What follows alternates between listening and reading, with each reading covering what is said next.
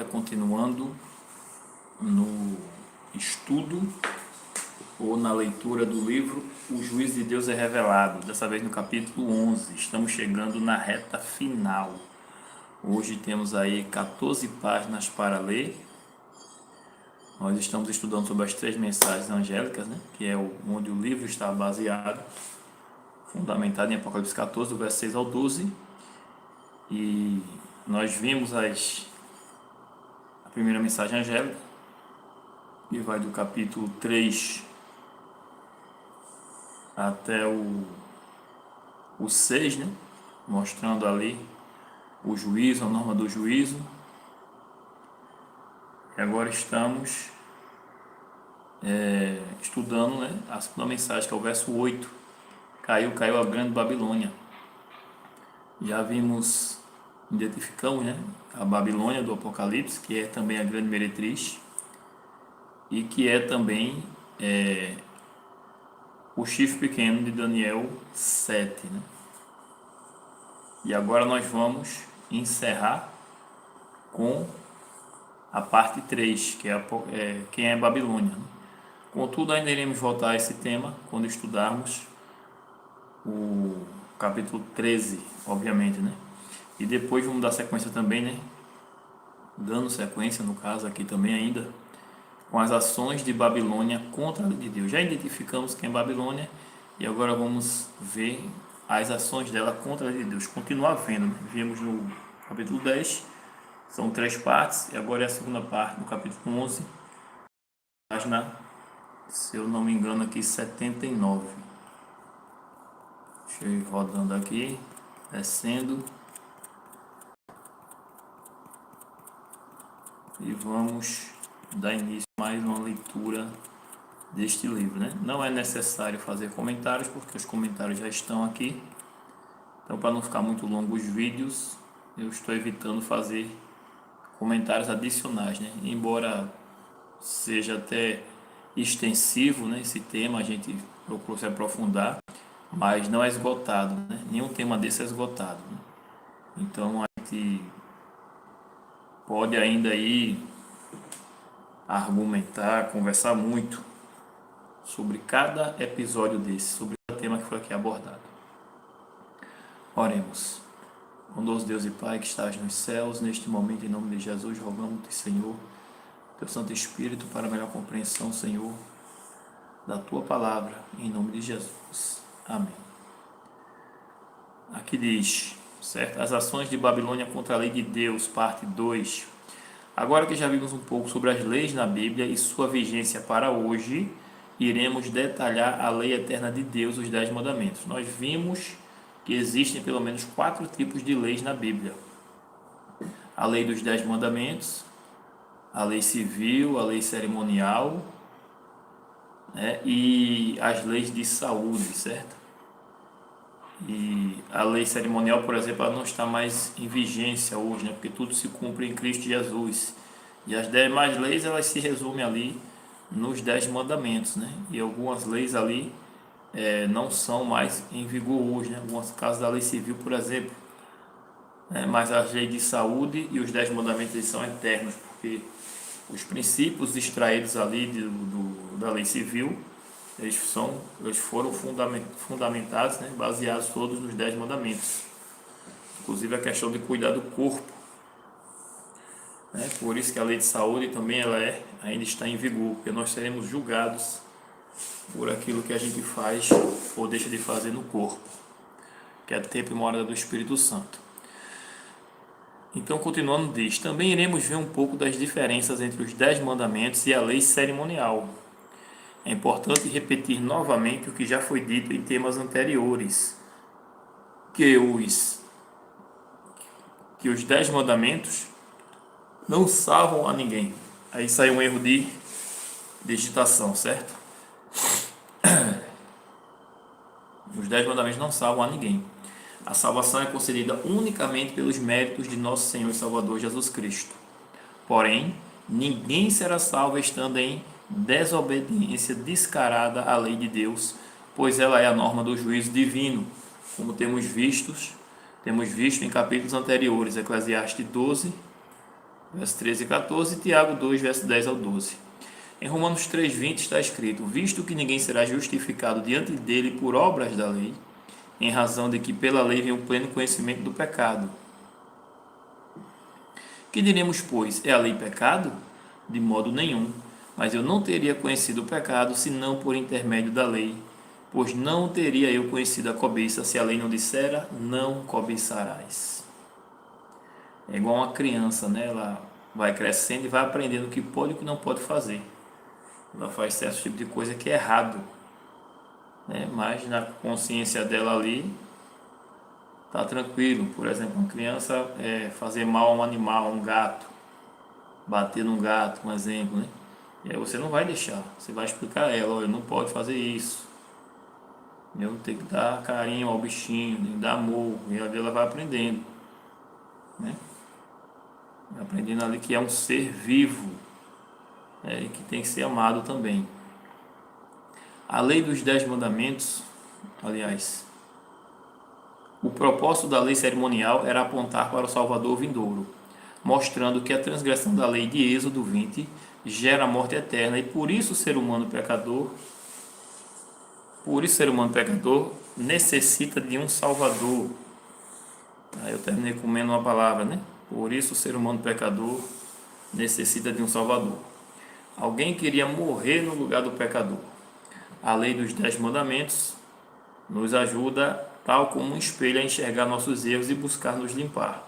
No caso do espelho, limpar nas águas. No caso da lei, recorrer a Jesus. Vejamos agora o que Jesus falou da lei de Deus. Mateus 5, verso 17. Não penseis que vim revogar a lei ou os profetas. Não vim para revogar, vim para cumprir. Porque em verdade vos digo, até que o céu e a terra passem, nenhum i ou um tio jamais passará da lei, até que tudo se cumpra. Mateus 19, verso 17. Respondeu-lhe Jesus: por que me perguntas acerca do que é bom? Bom só existe um. Se queres, porém, entrar na vida, guarda os mandamentos. Aleluia.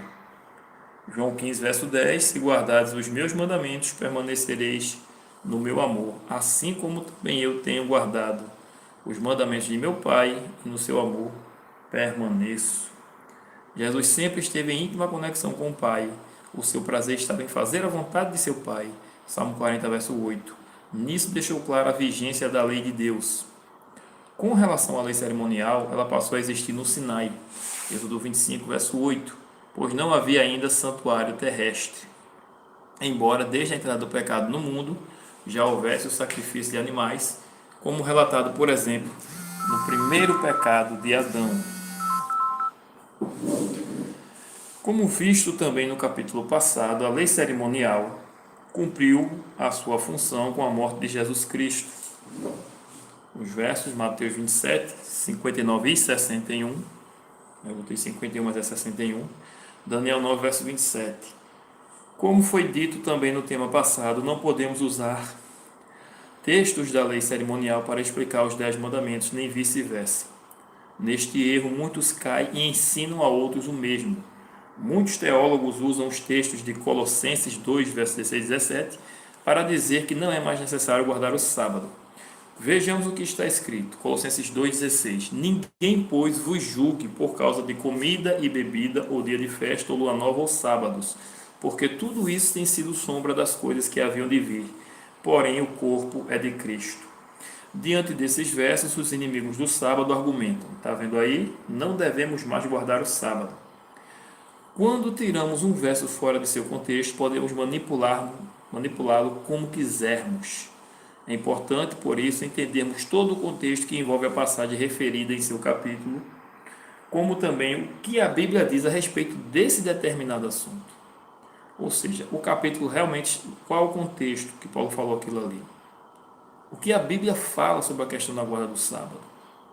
Antes de analisarmos essa passagem, é importante saber que Paulo escreveu algumas coisas difíceis de entender e que muitos distorcem suas palavras para a própria destruição deles, como bem já alertava o apóstolo Pedro.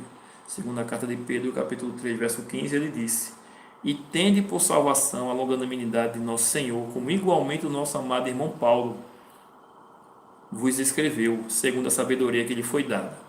acerca destes assuntos, ao falar acerca destes assuntos, como de fato costuma fazer em todas as suas epístolas, nas quais há certas coisas difíceis de entender, que os ignorantes instáveis deturpam, como também deturpam as demais escrituras, para a própria destruição deles.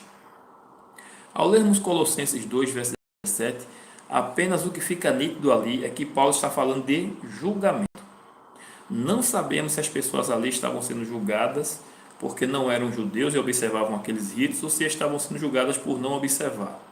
Paulo também fala que isso seria uma sombra. Alguns interpretam como se fosse algo que perdeu o valor. Porém, eu pergunto, sombra é algo que não tem valor? Você, ao caminhar num dia quente de sol, prefere caminhar na sombra ou debaixo de um sol forte?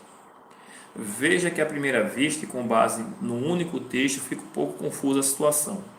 Por isso é necessário analisarmos todo o contexto do capítulo, bem como tudo que a Bíblia diz a respeito do assunto, no caso, sobre as leis cerimoniais e sobre o sábado do quarto mandamento.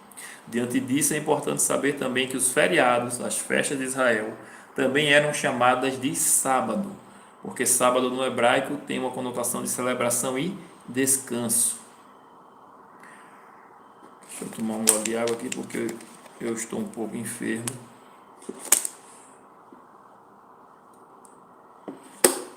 A garganta um pouco dolorida. Então vamos lá, né? Analisando o contexto, havia falsos ensinamentos em Colossos. Colossenses 2, verso 8. Cuidado que ninguém vos venha enredar com sua filosofia e vãs sutilezas, conforme a tradição dos homens, conforme os rudimentos do mundo e não segundo Cristo. Ora, as leis cerimoniais não eram rudimentos nem tradição dos homens, nem muito menos o sábado do quarto mandamento. Mas ao que parece, assim como os fariseus misturavam suas tradições aos mandamentos de Deus, assim também foi em Coríntios, a ponto de haver legalismo e misticismo. Aliás, em Colossenses, em Colossos. Colossenses 2, verso 18. Ninguém se faça árbitro contra vós outros, pretextando humildade e culto dos anjos, baseando-se em visões, enfatuados, sem motivo algum na sua mente carnal. Esse é o verdadeiro contexto e perceba mais uma vez a questão do julgamento. Ninguém se faça árbitro contra vós. Com relação à sombra e de que sábado o apóstolo estava falando, o texto de Hebreus nos ajuda nessa questão. Hebreus 10, verso 1. Ora, visto que a lei tem sombra dos bens vindouros, não a imagem real das coisas, nunca jamais pode tornar perfeitos os ofertantes, com os mesmos sacrifícios que, ano após ano, perpetuamente eles oferecem. Ora, aqui vemos claramente de que a sombra falada é a lei cerimonial, até porque, como já foi dito, os 10 mandamentos são eternos e o sábado faz parte dos 10 mandamentos. Na Bíblia, portanto, existem os sábados festivos da lei cerimonial judaica e o sábado semanal do quarto mandamento. Portanto, se Paulo estivesse falando mal dos ritos judaicos, com certeza não era do sábado do quarto mandamento que ele falava. Em especial no capítulo 23 do livro de Levítico, temos os sábados festivos do povo de Israel no Antigo Testamento. Esses sábados festivos de Israel na Bíblia são datas importantes que comemoram eventos significativos na história do povo de Israel. Abaixo estão alguns dos principais sábados festivos: a Páscoa, o Pessah, comemoração, a libertação dos israelitas do Egito, está lá em Êxodo capítulo 12. 14 de Nissan era a data, ou é a data ainda comemorada, que fica entre março e abril. A segunda festa era a festa dos pães ácidos, que comemorava a saída apressada dos israelitas do Egito. Está lá também em Êxodo capítulo 12, dessa vez dos versos 15 ao 20. E a data era do dia 15 ao 21, 7 dias de festa. Aí vem a festa das primícias, comemorava-se a colheita da cevada e a oferta das primícias a Deus. Levítico capítulo 23, do verso 9 ao 14. Tudo aqui está, a gente vê algumas menções nesse capítulo 23 de Levítico. E era comemorada também durante a Páscoa. A festa das semanas, Pentecostes, comemorava a colheita do trigo e a oferta das primícias a Deus. Levítico 23, 50 dias após a Páscoa, festa das semanas ou o Pentecoste. Festa das trombetas, comemoração no início do ano novo judaico e a convocação do povo para se preparar para o dia da expiação. Levítico capítulo 23. Era o dia 1 de Tishri, o Tishri, né? Tishri. Entre setembro e outubro, né? Esse é o ano novo judaico, né? Esse deveria ser o ano novo que nós deveríamos comemorar, e não dezembro para janeiro. Dia da expiação, Yom Kippur, dia do perdão, a expiação dos pecados do povo e a reconciliação com Deus era o que era comemorado. Dia 10 de Tishri também, né? Entre setembro e outubro, está lá também Levítico 16. E a sétima festa, a festa dos tabernáculos, Sukkot, que comemorava a proteção de Deus durante a jornada pelo deserto e a colheita. Enquanto o povo estava na caminhada do deserto, né, Deus os protegia e os alimentava. Era comemorado também, né, eram 8 dias de festa, né, do dia 15 ao dia 22, certo? Ou começava sendo dia 15 no pôr do sol, em setembro e outubro. Esses sábados festivos também são importantes para entender a história e a cultura do povo de Israel. Diante disso, é o próprio Deus quem faz essa separação entre os sábados de Israel e os sábados de Jeová. Levítico 23, verso 37, ele diz: são estas as festas fixas do Senhor Jeová, que proclamareis para santas convocações, para oferecer ao Senhor Jeová oferta queimada, holocausto e oferta de manjares, sacrifício e libações, cada qual em seu dia próprio. Além dos sábados do Senhor Jeová, e das vossas dádivas, e de todos os vossos votos, e de todas as vossas ofertas voluntárias que dareis ao Senhor Jeová, ou seja, além dos sábados semanais, do quarto mandamento, tinham essas festas também. Estas são as festas fixas, além dos sábados do Senhor Jeová. As festas fixas, Deus chama de vossos sábados. Já o sábado semanal, ele chama de meus sábados. Você pode conferir isso em Isaías 11, 13 e 14, Oséias 2, 11, Isaías 58, 13, o próprio mandamento do sábado, Êxodo 28 ao 11, que ele diz: mas o sétimo dia é o sábado do Senhor Jeová teu Deus, e Marcos 2, 27 e 28, que Jesus Cristo diz que ele é o Senhor do sábado, ele não é o Senhor do domingo, embora ele seja o Criador e dono de tudo, né? Mas o dia especial, realmente ele santificou, abençoou, que é abençoado por Deus, é o sábado. No Novo Testamento temos vários relatos de Jesus e dos apóstolos, mesmo após a assunção de Jesus, guardando o sábado. Atos dos Apóstolos, capítulo 18, verso 1 ao 4, está escrito: depois disto, deixando Paulo a Atenas, partiu para Corinto.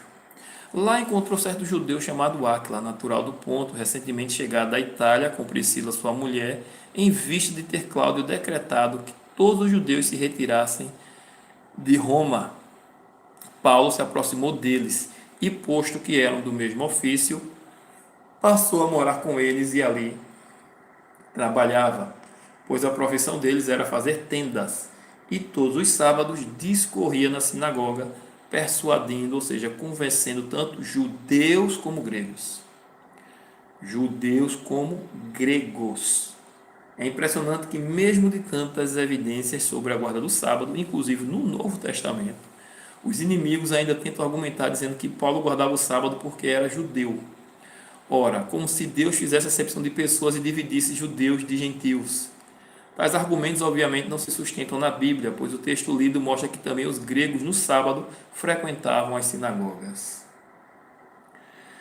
Também Lucas, o escritor de Atos, que não era judeu, relata que ele, junto com os demais da igreja, quando chegaram num determinado lugar que não havia sinagoga judaica, eles ficaram numa praia onde parecia haver um lugar sossegado para a prática de oração e do estudo da palavra.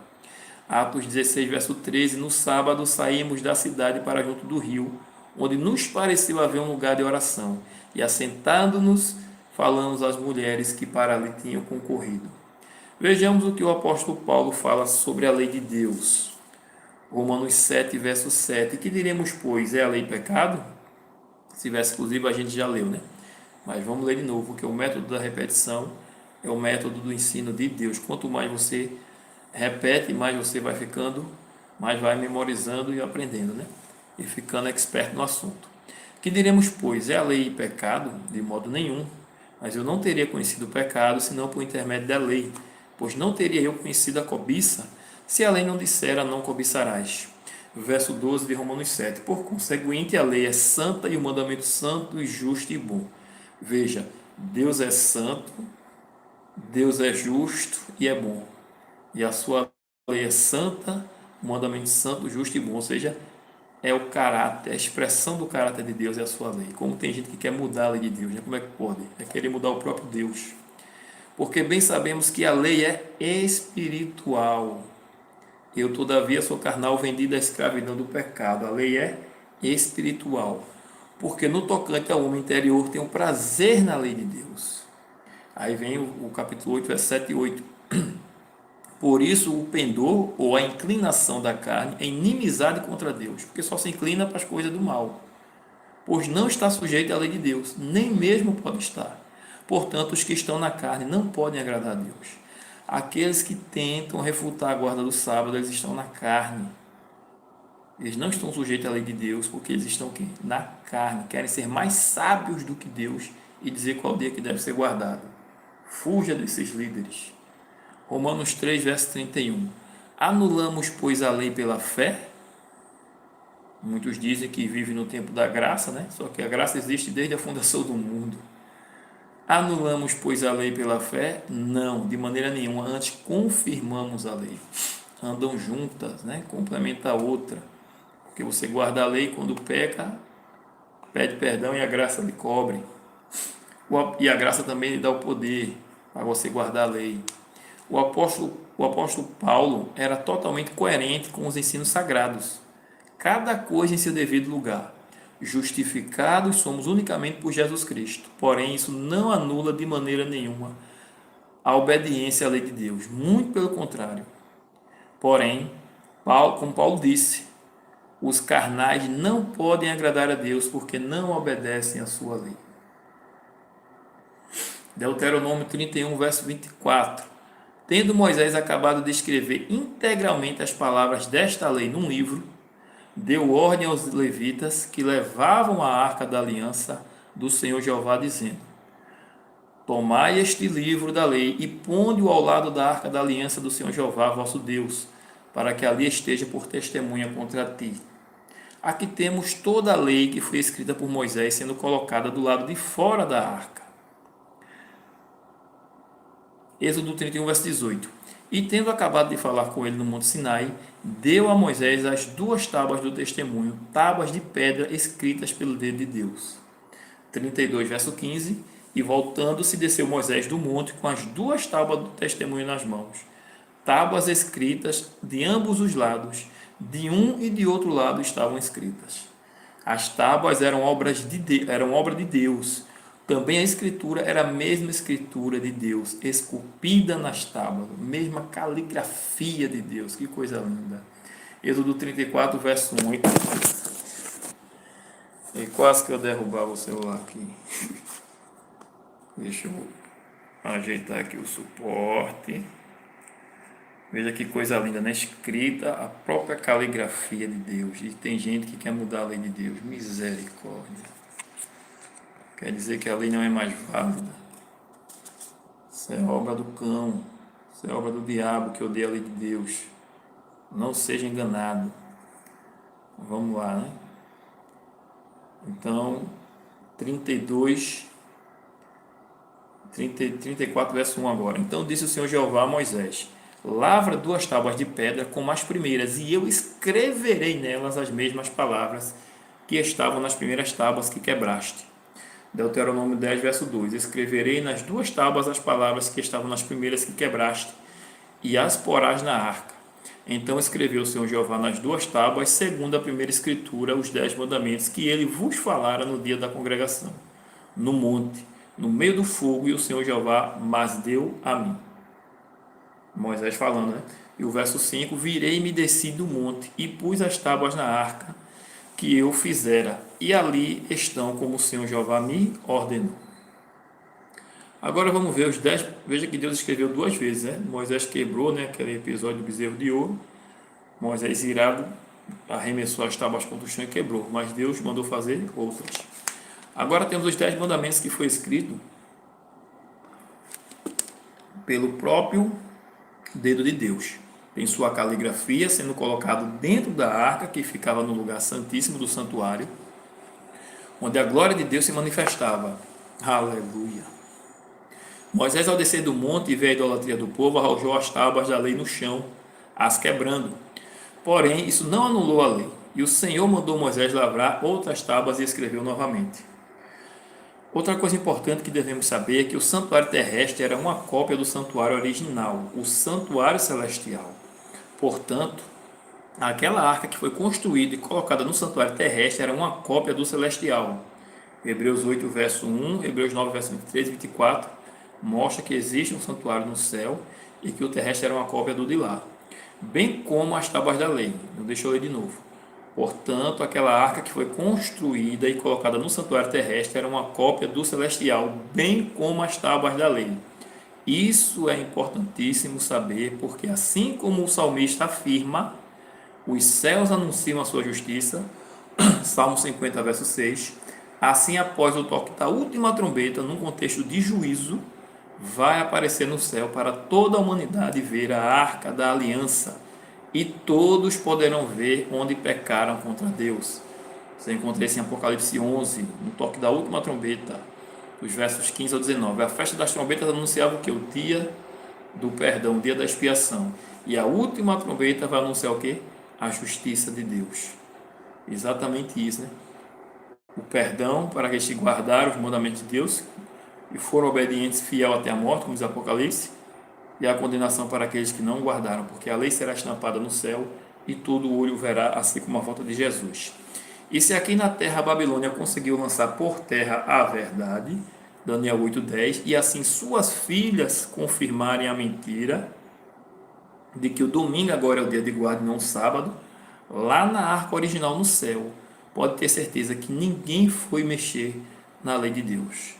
Por isso, acorde enquanto é tempo para as verdades da palavra de Deus. A lei de Deus permanece em vigor, pois é a norma do juízo e o sábado do sétimo dia faz parte dessa lei. Não seja mais enganado. Agora vamos aos 10 mandamentos completos. Êxodo 20, verso 1. Então falou Deus todas estas palavras. Eu sou o Senhor Jeová, teu Deus, que te tirei da terra do Egito, da casa da servidão. Não terás outros deuses diante de mim. Deus firma um pacto com seu povo. Era Israel que deveria levar as verdades e anunciar a salvação ao mundo. Deus não incumbiu os filisteus, nem nenhum outro povo para isso. Não faria sentido, inclusive. O primeiro mandamento no verso 3 é claro: não terás outros deuses diante de mim. Só há um ser em todo o universo que merece ser adorado. Esse ser é o nosso Criador, é Deus. O segundo mandamento, Êxodo 20, verso 4: não farás para ti imagem de escultura, nem semelhança alguma do que há em cima nos céus, nem embaixo na terra, nem nas águas debaixo da terra. Não as adorarás, nem lhes darás culto, porque eu sou o Senhor Jeová, teu Deus, teu zeloso, que visita a iniquidade dos pais nos filhos, até a terceira e quarta geração daqueles que me aborrecem, e faço misericórdia até 1000 gerações daqueles que me amam e guardam os meus mandamentos. Esse segundo mandamento, que proíbe a adoração e culto às imagens de escultura, foi excluído do catecismo romano. Esse mandamento também traz bênção na vida dos descendentes do fiel e ainda quebra a maldição. Além de Deus condenar a idolatria em ter um Deus acima ou diante dele, no caso, no primeiro mandamento, Êxodo 20, verso 3, ele também condena o dividir a devoção que só pertence a ele com qualquer outro tipo de Deus ou idolatria. Esse Deus aí é Deus minúsculo. Eu vou ter que corrigir. Eu corrigi o livro todinho, mas infelizmente eu não sei o que aconteceu. Acho que eu pulei esse capítulo e terminou sair cheio de erro de digitação. Mas se Deus quiser, hoje eu corrijo isso aí. Apocalipse 4, verso 11: Tu és digno, Senhor e Deus nosso, de receber a glória, a honra e o poder, porque todas as coisas tu criaste, sim, por causa da tua vontade vieram a existir e foram criadas. Apenas Deus merece nossa adoração. Vamos ver o que a Bíblia fala ainda em outros versos sobre a imagem de escultura. Antes, porém, é importante falar da idolatria moderna. As pessoas adoram clubes de futebol, jogadores, artistas, até mesmo pastores, líderes religiosos, amam o próprio ventre, amam a corrupção, o sexo, o próprio corpo, a avareza e o dinheiro, colocam filhos acima de Deus, isso também é idolatria, entre outras coisas. Que é muito fácil você criticar aqueles que seguem uma religião que adora mais de escultura, mas você também é um idólatra. Nós somos idólatras, né? Mas pela graça de Deus, Deus vai abrir nossos olhos e nós vamos fugindo de tudo aquilo que é idolatria. Até a preocupação se torna um ídolo. Porque a Bíblia diz: buscar em primeiro lugar o reino de Deus, não andeis ansiosos, né, como as pessoas do mundo. Então até a preocupação excessiva, a ponto de você esquecer das coisas de Deus, termina sendo uma idolatria. O diabo, ele não brinca, ele é mau, ele é sujo, ele faz de tudo para nos tirar do caminho do Senhor. Isaías 45, verso 20: congregai-vos e vinde, chegai-vos todos juntos. Isso é o próprio Deus falando. Vós que escapaste das nações, nada sábios que carregam em procissão suas imagens de escultura e fazem súplicas a um Deus que não pode salvar. Em algumas versões diz: nada sábios que carregam no lenho, né, ou seja, uma madeira, né, tipo uma cama ou um bote, uma canoazinha, né? Eles colocam a imagem de escultura ali e saem carregando. E no final também termina sendo uma procissão, né? Mas aqui eu coloquei a palavra procissão para ficar mais nítida a questão. Isaías 42, verso 8: eu sou o Senhor Jeová, este é o meu nome, a minha glória, pois eu não a darei a outrem, nem a minha honra às imagens de escultura. Isaías 46, verso 5: a quem me comparareis para que eu lhe seja igual? E que coisa semelhante confrontareis comigo? Os que gastam o ouro da bolsa e pesam a prata nas balanças, assalariam ourives, para que façam Deus, e diante deste se prostram e se inclinam. Sobre os ombros o tomam, levam-no e o põem no seu lugar. E aí ele fica. Do seu lugar não se move, recorrem a ele, mas nenhuma resposta lhe dá. E a ninguém livra da sua tribulação. Isaías 2, verso 20: naquele dia os homens lançarão as toupeiras e aos morcegos os seus ídolos de prata e os seus ídolos de ouro, que fizeram para ante eles se prostrarem. Só Deus é digno de ser adorado, pois Ele é o Criador de todas as coisas. Somos criaturas dele e para Ele vivemos e nos movemos por causa dele. Abaixo seguem mais algumas práticas pagãs que foram adotadas pela Igreja Romana, que são contrárias à doutrina divina. Deixa eu pegar um banquinho aqui para me sentar. Estou meio quebrado, corpo mole. Então vamos lá. Orações pelos mortos no ano 300. Veneração de anjos e santos e utilização de imagens. Exaltação de Maria e a expressão Mãe de Deus no Concílio de Éfeso, 431. Orações a Maria, aos santos e aos anjos, ano 600. Primeira beatificação feita pelo Papa XV. Agora saiba, por exemplo, o que é beatificação. A beatificação é um processo formal da Igreja Católica que reconhece a santidade de uma pessoa que viveu uma vida de virtude heróica, é considerada um modelo de fé e santidade para os fiéis. Os beatos são considerados intercessores junto a Deus. E os fiéis podem pedir sua intercessão em orações. Agora a pergunta que fica é: isso é bíblico? Está na Bíblia isso? Deus aprova isso? As igrejas evangélicas, ao aceitar a imortalidade da alma, não tem como refutar essa doutrina da beatificação, nem como que Maria está no céu, por exemplo. Sendo assim, a porta está aberta para todo e qualquer tipo de heresias. Mas a Bíblia é clara ao afirmar que morto não tem consciência de nada, muito menos pode interceder por alguém. A Bíblia relata apenas 3 pessoas por nome que estão no céu: Enoque, Moisés e Elias. Porém, nenhum deles pode interceder por ninguém. Isso é blasfêmia. Por que é blasfêmia? Primeira carta a Timóteo 2, verso 5. Porquanto há só um Deus, um só mediador entre Deus e os homens, Cristo Jesus, homem. Apenas Jesus é nosso intercessor. Não existe, portanto, nenhuma passagem bíblica mandando orar a Maria ou a qualquer outro ser humano que supostamente esteja no céu. Em lugar algum, aliás, a Bíblia relata que Maria esteja no céu.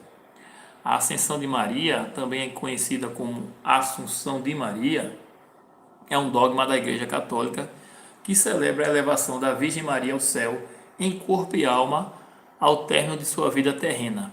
Segundo a tradição católica, isso ocorreu sem que seu corpo sofresse corrupção. Porém, como já dissemos, isso não existe em lugar nenhum da Bíblia, muito pelo contrário. A Bíblia afirma que quando Jesus foi assunto ao céu, Maria permaneceu com os discípulos. Você pode conferir isso no capítulo 1 de Atos, dos versos 9 ao 14.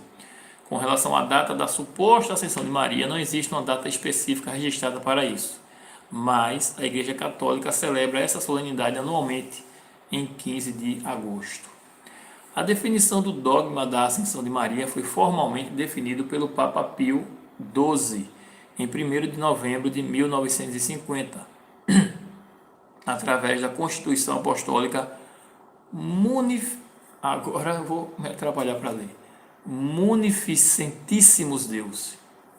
Constituição Apostólica Munificentíssimos Deus. Porém, além da Bíblia não falar nada sobre a ascensão de Maria, também não fala nada sobre sua intercessão, obviamente, e não dá lugar de honra a mais do que ela recebeu em dar à luz e cuidar do Filho de Deus. Em Marcos 3, verso 31, por exemplo, diz: Nisto chegaram sua mãe e seus irmãos e, tendo ficado do lado de fora, mandaram chamá-lo. Deixa eu repetir essa frase aqui, certo? A Bíblia não fala nada sobre a ascensão de Maria, não fala nada sobre sua intercessão, obviamente, né? E não dá nenhum lugar de honra a mais do que o que ela recebeu em dar à luz e cuidar do Filho de Deus. Não teve maior honra para Maria nessa terra do que isso. E fazer orações a Maria ou alguém venerar Maria, isso é um insulto à própria Maria. Maria não iria aceitar isso, não iria aceitar essa adoração, porque ela sabe que só Deus é digno. Então, Marcos 3, 31. Nisto chegaram sua mãe e seus irmãos e, tendo ficado do lado de fora, mandaram chamá-lo. Muita gente estava assentada ao redor dele e lhe disseram: Olha, tua mãe, teus irmãos e irmãs estão lá fora à tua procura. Então ele lhes respondeu dizendo: Quem é minha mãe e meus irmãos? E correndo olhar pelos que estavam sentados ao redor, disse: Eis minha mãe e meus irmãos. Portanto, qualquer que fizer a vontade de Deus, esse é meu irmão, irmã e mãe. Pode parecer estranha essa afirmação de Jesus, porém ele não estava de nenhuma forma desrespeitando sua mãe nem o restante da família, mas estava colocando as coisas em seu devido lugar. Jesus tinha uma missão a cumprir: fazer a vontade do Pai, e pelo visto sua mãe e irmãos haviam chegado para interromper, até mesmo achando que ele não estava em seu juízo perfeito, como é relatado versos antes, no verso 20 e 21 de Marcos 3. Porém, Jesus deixou claro que nem mesmo a mãe dele estava autorizada a interromper a obra, nem muito menos dizer o que ele deveria fazer, e que ela e seus irmãos deveriam fazer a vontade de Deus se quisessem fazer parte da família de Jesus no céu. Muitos ainda argumentam o fato de Maria ser considerada bendita entre as mulheres, Lucas 1, verso 42, como se isso fosse uma ordem para adorá-la. Porém, isso é apenas mais uma heresia e blasfêmia criada pelos homens. Maria foi de fato bendita entre as mulheres. Ela deu à luz ao Filho de Deus, que ficou sob os seus cuidados por anos. Mas Deus não divide a glória dele com ninguém. Por mais que Maria tenha sido bendita, ela não é digna de adoração. Lucas 11, verso 27. Ora,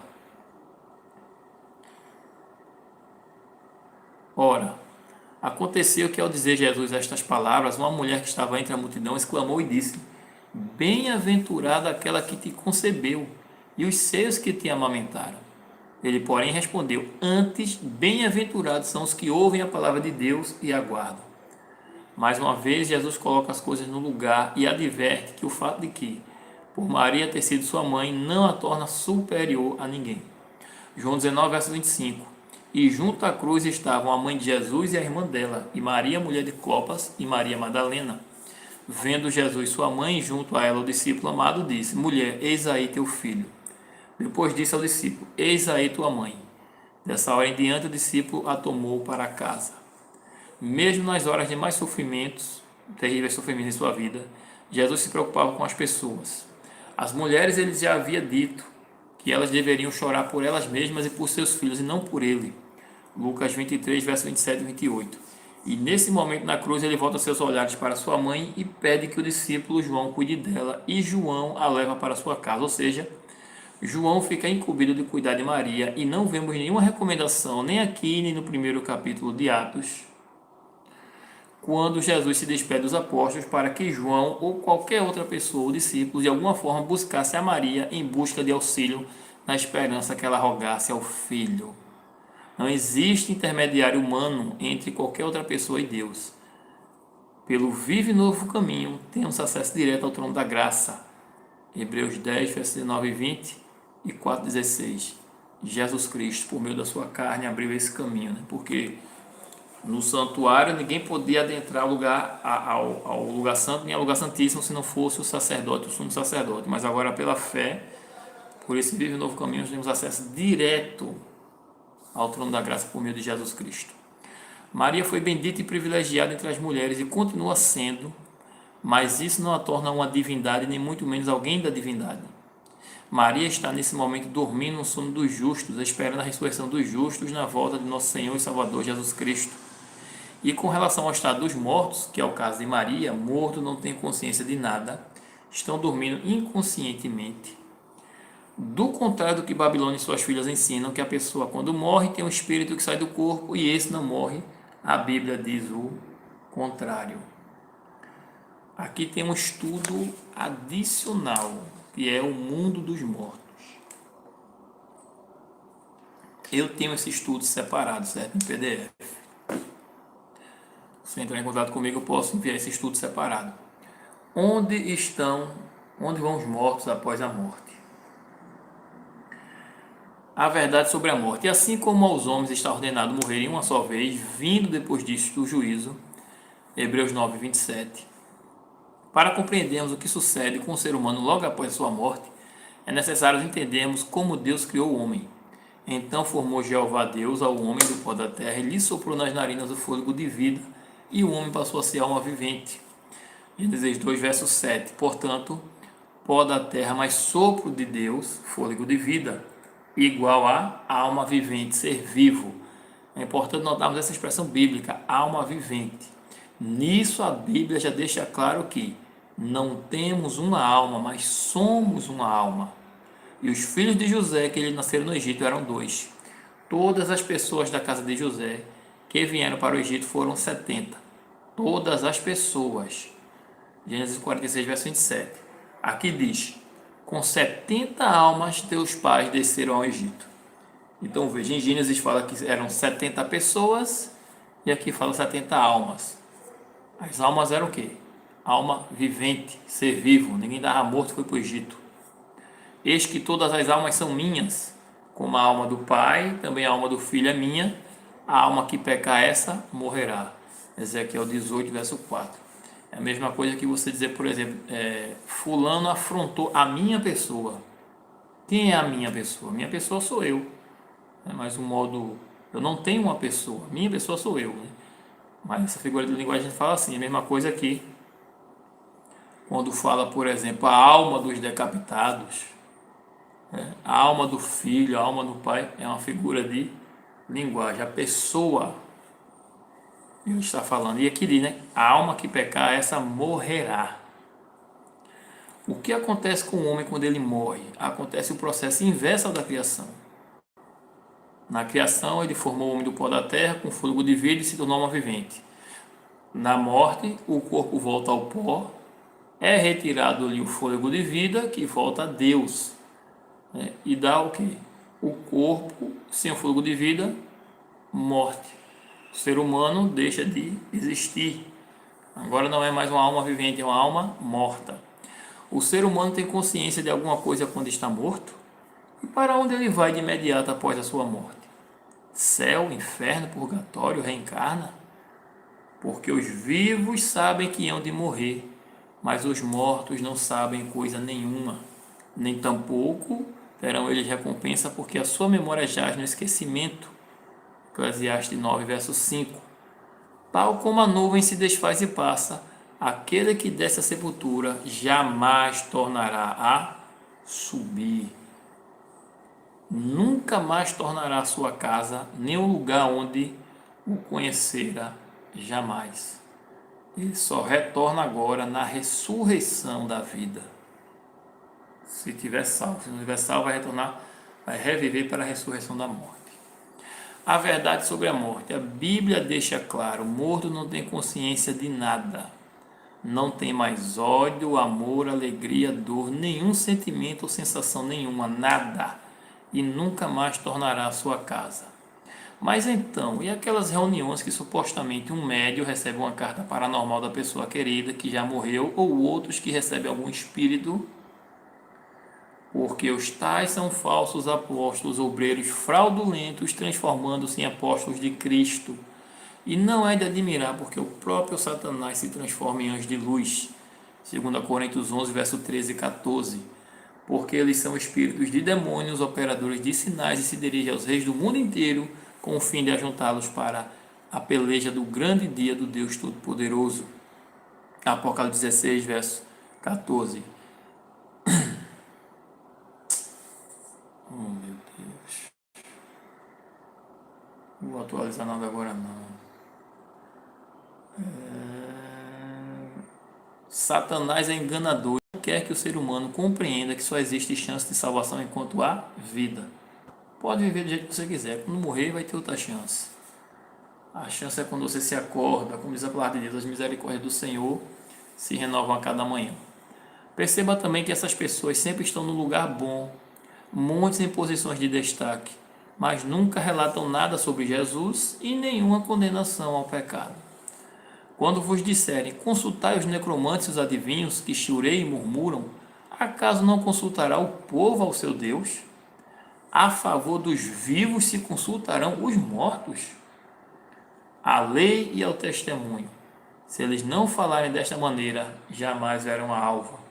Isaías 18, versos 19 e 20. Ou seja, se não falar conforme está escrito na lei de Deus, na palavra de Deus, na profecia, não alcançarão a salvação. O grande dia. Como visto, portanto, os mortos não têm consciência de nada. E em tais reuniões espíritas é Satanás e seus anjos disfarçados que se manifestam imitando o ente querido que faleceu. Por isso o Senhor Jeová condena essa prática de consultar os mortos. Quer saber o que acontece aos mortos? Estude a Bíblia. Mas então, existe alguma esperança para quem morreu? Não vos maravilhei disto, disse Jesus, porque vem a hora em que todos os que acham nos túmulos ouvirão a sua voz e sairão, os que tiverem feito o bem para a ressurreição da vida e os que tiverem praticado o mal para a ressurreição do juízo. João 5, versos 28 e 29. A Bíblia afirma que os mortos ressuscitarão, uns para a vida eterna, outros para a condenação eterna. Bem-aventurado e santo é aquele que tem parte na primeira ressurreição. Sobre esse da segunda morte não tem autoridade, pelo contrário, serão sacerdotes de Deus e de Cristo e reinarão com ele os 1000 anos. O que fazer para escaparmos da segunda morte, a morte eterna? Disse-lhe Jesus: eu sou a ressurreição e a vida. Quem crê em mim, ainda que esteja morto, viverá e não morrerá eternamente. João 11, verso 25. E esse outro verso aqui faltou completar, eu acho que é o verso 26. Por meio de Jesus temos vida eterna, porque o salário do pecado é a morte, mas o dom gratuito de Deus é a vida eterna por Jesus Cristo, nosso Senhor. Romanos 6, 23. Porque Deus amou o mundo de tal maneira que deu seu Filho unigênito para todo aquele que nele crê, não pereça, mas tenha a vida eterna. Portanto, não existe reencarnação e não adianta rezar nem acender vela para o morto, missa de sétimo dia, etc. Só temos salvação em Jesus. Após a morte, a pessoa aguarda inconsciente no sono da morte o juízo. E assim como aos homens está ordenado morrerem uma só vez, vindo depois disso o juízo. Hebreus 9, verso 27. Ou vida eterna com Jesus, ou morte eterna. Os céus e a terra tomo hoje por testemunhas contra ti, que te propus a vida e a morte, a bênção e a maldição. Escolhe, pois, a vida, para que vivas tu e a tua descendência. Deuteronômio 30, verso 19. Qual a tua decisão diante disso? O assunto é muito sério e temos que tomar uma decisão urgente. Eu já escolhi a quem irei servir: Jesus. Diante disso é necessário repetir o que já foi dito antes, que ao aceitar a doutrina de que o homem tem uma alma imortal, os evangélicos não têm como refutar o dogma católico de que Maria já está no céu. E isso abre as portas para inúmeros erros, blasfemas e heresias. Vamos a uma recapitulação abaixo, de forma resumida, sobre o que a Bíblia diz sobre o estado dos mortos. Morto não tem consciência de nada, Eclesiastes 9, 5, 6. A pessoa ao morrer desce à sepultura, Jó 7, 9, 10. Na morte ocorre o processo inverso da vida que Deus gerou, Gênesis 1, verso 27, 2, 7 e 3, 19. Alma na Bíblia, em várias situações, significa pessoas vivas e nunca um espírito separado do corpo, Ezequiel 18, 4, Gênesis 46, 27, Deuteronômio 10, 22. Leia agora a passagem acerca do rei Davi. Essa aqui fechou a tampa do caixão. Matou a cobra e mostrou ela morta. Não, quem morreu já está na glória, está no seio de Abraão, está não sei aonde. Quem está salvo, né? Já está desfrutando, depois vai reencarnar para ressuscitar para reencarnar o corpo. Que absurdo. Mas vamos ver o que a Bíblia fala, Atos 2, verso 25. Pedro dizendo: porque a respeito dele, diz Davi, a respeito de Jesus, desde que o aí está maiúsculo. A respeito dele, diz Davi: diante de mim via sempre o Senhor, porque está à minha direita, para que eu não seja abalado. Isso é um salmo, certo? Por isso se alegrou o meu coração e a minha língua exultou. Além disto, também a minha própria carne repousará em esperança, porque não deixarás a minha alma na morte, nem permitirás que o teu santo veja a corrupção. Davi dizendo ao Senhor que ele não seria abalado, que a carne dele repousaria em segurança e que a sua alma não ficaria na morte e nem receberia corrupção. Ou seja, o corpo não seria, não entraria em decomposição. Fizeste-me conhecer os caminhos da vida, encher-me-ás de alegria na tua presença. Mas Davi estava falando dele. Vamos continuar a leitura. Aí Pedro diz: irmãos, seja-me permitido dizer-vos claramente a respeito do patriarca Davi, que ele morreu e foi sepultado, e o seu túmulo permanece entre nós até hoje. Davi morreu, Davi não está no céu não, ele não falou dele não, ele falou de Jesus. Jesus foi quem ascendeu ao céu, Davi não, Davi está morto, e a sua sepultura está lá, vá lá, veja lá, a sepultura está entre nós. Ele está lá, foi decomposto, virou pó, virou cinza. A de Jesus não, vai lá que não tem corpo nenhum, não tem nada lá em decomposição. Aí diz o verso 30: sendo pois profeta e sabendo que Deus lhe havia jurado que um dos seus descendentes se assentaria no seu trono, prevendo isto, referiu-se à ressurreição de Cristo. Veja que ele fala de ressurreição, em nenhum momento ele fala de alma que vai separar do corpo, vai ascender ao céu, não fala, ele fala de ressurreição. A alma não vai ficar na morte porque ela vai ressuscitar. Certo? E nem foi deixado na morte, nem o seu corpo experimentou corrupção, porque Davi não subiu aos céus. Davi está onde? Morto, enterrado, sepultado. Davi não subiu aos céus. Ele mesmo declara: disse o Senhor ao meu Senhor: assenta-te à minha direita, até que eu ponha os teus inimigos por estrado dos teus pés. O apóstolo Pedro, em seu sermão, deixa claro a todos que ao Davi escreveu o Salmo 16, do verso 8 ao 11, falava acerca de Jesus Cristo, que havia ressuscitado, do contrário do próprio Davi, que estava morto.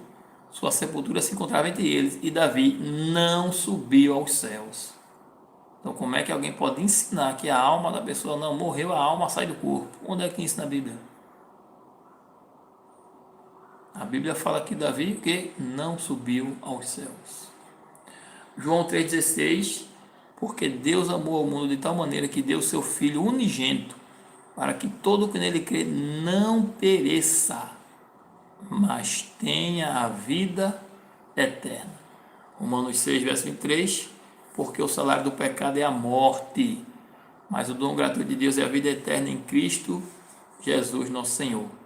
1 Timóteo 6,16, o único que possui imortalidade, que habita em luz inacessível, a quem homem algum jamais viu, nem é capaz de ver.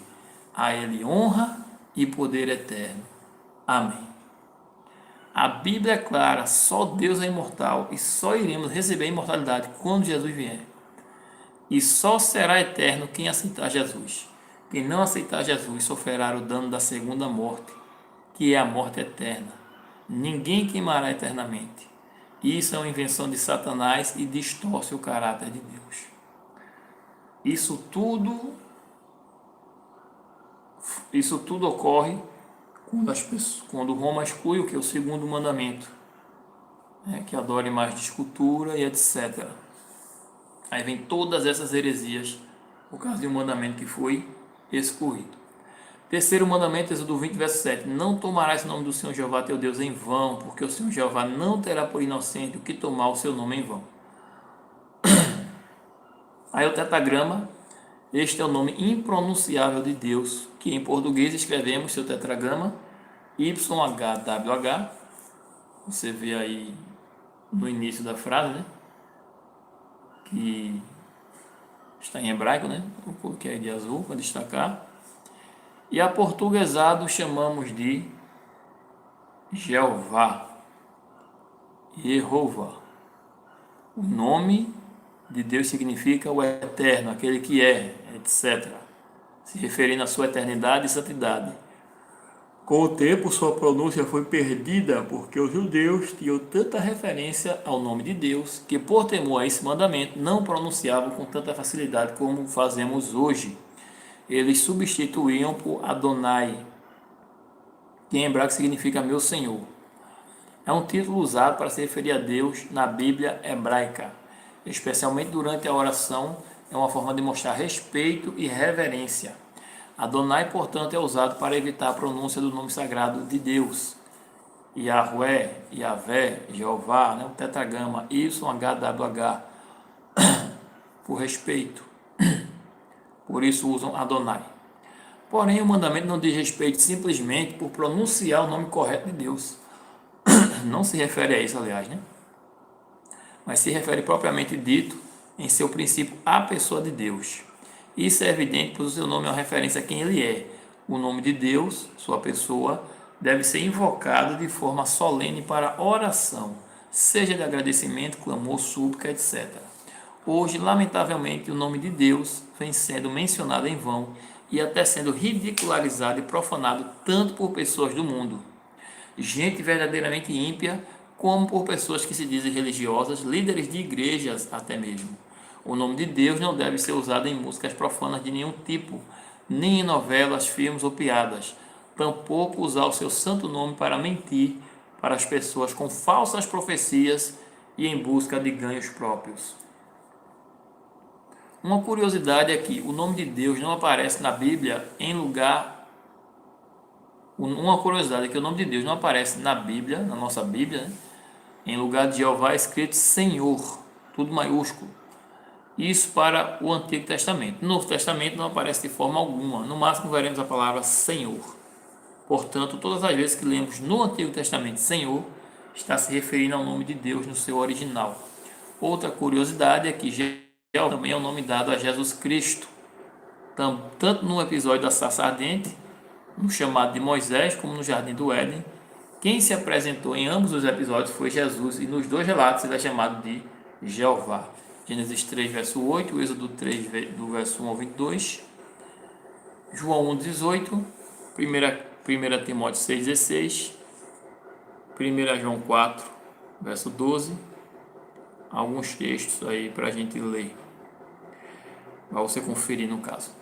Quarto mandamento, Êxodo 20, verso 8. Lembra-te do dia de sábado para o santificar. 6 dias trabalharás e farás toda a tua obra, mas o sétimo dia é o sábado do Senhor Jeová, teu Deus.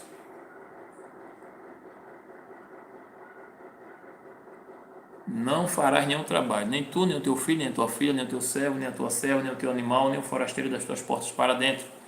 Porque em 6 dias fez o Senhor Jeová os céus e a terra, o mar e tudo que neles há, e ao sétimo dia descansou. Por isso o Senhor Jeová abençoou o dia de sábado e o santificou. Esse mandamento tem algumas peculiaridades a serem observadas. De todos os mandamentos é o único que começa com um alerta: lembra-te. Ora, ninguém pode se lembrar de algo que não existia antes ou que nunca ouviu falar. Obviamente que esse mandamento foi instituído na semana da criação e era observado pelos homens e mulheres de Deus, como já mostramos antes. Esse mandamento também é o mais longo e, além de ser o mandamento que mais se repete em toda a Bíblia, é também o mandamento mais explicado. Instituído na criação, mandamento mais longo, mandamento que mais se repete e mandamento que é mais explicado. Outro fato curioso é que esse mandamento é o único dos 10 que tem as características de um selo real, ou seja, tem o nome do rei, o cargo do rei e área de jurisdição de um rei, reis ou presidentes. Nome do rei, Jeová, cargo ou função, Criador. Área de jurisdição, os céus, a terra, o mar e tudo que neles há. Não é à toa que Satanás odeia tanto. De novo, ia derrubar aqui. Não é à toa que Satanás odeia tanto esse mandamento, a ponto de escolher um dia de adoração mundial do paganismo, o domingo, dia para reverenciar o Deus Sol. E não à toa ele conseguiu introduzir esse falso de descanso, que não tem o selo de Jeová, nem sua bênção dentro da cristandade. Nunca foi motivo de debate entre Jesus e os fariseus qual seria o dia que Deus estabeleceu para ser adorado de maneira especial. O debate era sobre como guardar esse dia, o sábado. Satanás, de sua astúcia, pouco a pouco foi colocando o engano da guarda do domingo na cristandade. O imperador Constantino decretou o fim da perseguição aos cristãos em 313. Em 7 de março de 321, Constantino decretou o domingo como dia de descanso, buscando unir o império com a adoração ao sol e a crescente influência do cristianismo. No concílio de Laodiceia, no ano 364, a Igreja de Roma adotou definitivamente o domingo como dia sagrado no lugar do sábado bíblico. Um dos argumentos usados para essa mudança é que Cristo ressuscitou no domingo. Então, em honra à ressurreição de Cristo, agora a igreja deveria guardar o domingo. Não existe base bíblica alguma para essa mudança, como já vimos anteriormente, nem muito menos a autorização de Deus para tal feito. Apocalipse 2, 18 e 19. O simbolismo para a ressurreição de Cristo na Bíblia não é um dia da semana, mas sim o fato de se entregar a Ele por meio do batismo nas águas. Romanos 6, verso 3. Ou porventura ignorais que todos nós que fomos batizados em Cristo Jesus, fomos batizados na sua morte? Fomos, pois, sepultados com Ele na morte pelo batismo, para que, como Cristo foi ressuscitado dentre os mortos, pela glória do Pai, assim também andemos nós em novidade de vida. Colossenses 2, 12. Tendo sido sepultados juntamente com Ele no batismo, no qual igualmente fostes ressuscitados mediante a fé no poder de Deus, que o ressuscitou dentre os mortos. Alguns ainda tentam argumentar contra o sábado usando textos descontextualizados de Romanos 14. Romanos 14, do verso 1 ao 6. Acolhei o que é débil na fé, não porém para discutir opiniões. Um crê que tudo pode comer, mas o débil come legumes. Quem come não despreze o que não come, e o que não come não julga o que come, porque Deus o acolheu. Quem és tu que julgas o servo alheio? Para o seu próprio Senhor está em pé ou cai, mas estará em pé porque o Senhor é poderoso para o suster. Um faz diferença entre dia e dia, outro julga iguais todos os dias. Cada um tem a opinião bem definida em sua própria mente. Quem distingue de dia e dia, para o Senhor o faz. E quem come para o Senhor come, porque dá graças a Deus. E quem não come para o Senhor não come, e dá graças a Deus.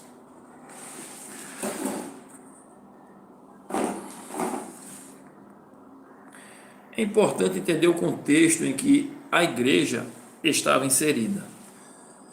Os romanos, eles vieram de uma sociedade pagã que amava a glutonaria e sacrificava a ídolos. Alguns cristãos tinham medo de comer carne que fosse dedicada a algum ídolo, preferindo então se abster para comer apenas alimentos naturais. Havia também a questão do dia de jejum, qual seria o dia correto. E mais uma vez aqui temos o apóstolo Paulo falando da questão do julgamento. Isso era, como ele mesmo disse, uma questão de opinião. Jamais, portanto, se poderia estar se referindo a qualquer mandamento de Deus, seja no tocante a alimentos impuros, lembrando da profecia de Isaías 66, 66, 15 ao 17, onde diz que no juízo de Deus, Deus destruirá aqueles que comem carne de porco e rato, como na questão do sábado, pois não é mencionado qualquer animal ali, nem mesmo é mencionado o sábado. Outra coisa é que os mandamentos de Deus não são uma questão de opinião, por isso não pode estar falando de dia de guarda e sim de jejum, porque quem faz diferença entre dia e dia é o próprio Deus. Inclusive, o primeiro capítulo de Apocalipse, o apóstolo João faz questão de dizer que começou a receber as visões do Apocalipse num dia de sábado. Apocalipse 1, verso 10, ele diz: fui arrebatado em espírito no dia do Senhor. E como a gente viu mais acima, ou mais para trás, certo? Você voltar à questão dos meus sábados e dos vossos sábados, você vai ver que na Bíblia Deus chama o sábado de meu santo dia. E assim João diz: fui arrebatado em espírito no dia do Senhor. Apocalipse 1:10. Então Deus faz diferença assim entre dia e dia. É Deus quem faz a diferença entre dia e dia e nos chama a fazer o mesmo. Aleluia. O sábado foi um dia criado por Deus para toda a eternidade. Aceite, desfrute e descanse nesse presente dado a você pelo próprio Deus. Como alguém pode recusar um presente de Deus? Criador do universo, Deus Todo-Poderoso, como pode? Eu não consigo compreender uma coisa dessa, não. Isaías 56, verso 1. Isaías 56, verso 1. Assim diz o Senhor Jeová: mantendo o juízo e fazer justiça, porque a minha salvação está prestes a vir e a minha justiça prestes a manifestar-se. O juízo de Deus está próximo. Bem-aventurado o homem que faz isto e o filho do homem que nisto se firma, que se guarda de profanar o sábado e guarda a sua mão de cometer algum mal. Se guarda de profanar o sábado. Deus não muda. O que é pecado é pecado. Pecado é a transgressão da lei. Deus não vai mudar a lei dele porque ele mesmo ele não muda. E a sua palavra não muda. Pecado é a transgressão da lei. Profanar o sábado é pecado. Não fale o estrangeiro que se houver chegado ao Senhor Jeová dizendo: o Senhor Jeová com efeito me separará do seu povo. Nem tampouco digo eunuco: eis que sou uma árvore seca. Porque assim diz o Senhor Jeová aos eunucos que guardam os meus sábados. Olha aqui ele dizendo que o sábado é dele. Escolhem aquilo que me agrada e abraçam a minha aliança. O sábado, guardar o sábado agrada a Deus. É uma aliança entre Deus e o seu povo. É um sinal, como diz lá em Ezequiel capítulo 20. Darei na minha casa e dentro dos meus muros um memorial e um nome melhor que filhos e filhas. Um nome eterno darei a cada um deles que nunca se apagará. A quem? Aqueles que fazem aquilo que agrada a Deus. O que agrada a Deus? Guardar o sábado. Verso 6. Aos estrangeiros que se chegam ao Senhor Jeová, para o servirem, para amarem o nome do Senhor Jeová, sendo deste modo servos seus. Sim, todos os que guardam o sábado, não profanando e abraçam a minha aliança. O sábado é uma aliança de Deus com o seu povo. Não é com os filisteus, não é com qualquer outra nação. É com o seu povo, aqueles que entregam a vida a Jesus Cristo. Eles agora passam a viver como Jesus viveu, e Jesus guardava o sábado. Aleluia. Próximo tema, a última parte das ações de Babilônia contra a lei de Deus, a parte 3. Curta o vídeo, comente, compartilhe. Você achou relevante, compartilhe a playlist, certo? E nos ajudem a fazer o canal crescer, chegamos aos nossos primeiros 1000 inscritos e assim alcançar mais e mais almas para que conheçam a verdade desse tema importante que é o juízo de Deus. Que Deus te abençoe em nome de Jesus. Senhor, meu Deus e meu Pai, Senhor, nosso Deus e nosso Pai, obrigado por mais um estudo da Tua Palavra, obrigado, Senhor, por tão maravilhosa revelação, Senhor, que o Senhor nos tem dado, Pai, sobre o Teu juízo, Senhor, sobre a Tua vontade para nós. Dai-nos, meu Deus, condições, Senhor, dai-nos força, dai-nos graça para Te obedecer, Senhor. Dai-nos o Teu Espírito Santo, Senhor, para que sejamos cheios do Espírito Santo, em nome de Jesus. Amém.